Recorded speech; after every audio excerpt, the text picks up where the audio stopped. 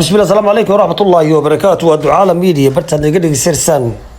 قضبضا دي هنا روحا كمدا مختار رامبو وعنتدي كالصومي وركا كي مريم مقالة عاصمة الدولة الصومالية إن مقالة مقشاية شيقية إن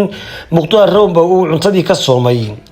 أرينتنا يا وحا وشيقي قدومية حسبي أمنية عدالة أو طنية مركي مختار رامبو لحيري وأولي يسيدي لو سدين لها مختار رامبو hogaamiyeed kooxeed ku jiray ururka al-shabaab kaasoo uu ka baxay oo ay xidhay dawladda taagta taran ee Soomaaliya ee uu madaxweynaha ka yahay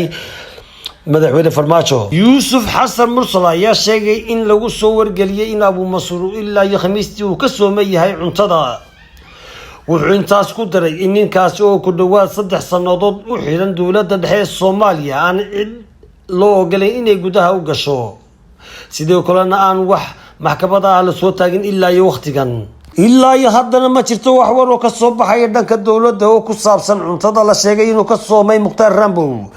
Mukhtaar Rambo ayaa xabsiga loo taxaabay bishii December ee sanadkii 2018 xilli uu waqti kooban ka harsanaa doorashadii madaxweynaha maamul goboleedka Koonfur Galbeed taasoo uu musharax saameyn leh ku ahaa xariga Mukhtaar Rambo ayaa sababay in qalalaasi uu ka dhaco magaalada Baydhabo ee gobolka Bay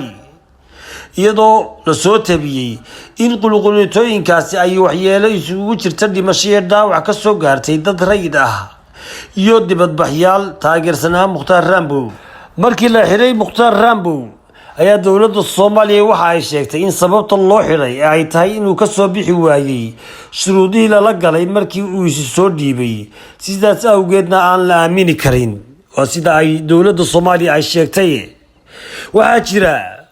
dad badan oo ka soo goostay al-shabaab oo laakiin guriyo looga dhigay xabsiyo halka isaga jeel la geliyay oo aan la arki karinba bartaan nagala socotaan waa bartaan YouTube-ka ku leenahay ducaa biiriya dadka Soomaaliyeed waxaan Ilaahay uga baryaynaa inuu Ilaahay siiyo dawlad aad u qiimo badan oo tayo leh oo ay shacabka Soomaaliyeed ee dawladnimada jacayl ay aad uga helaan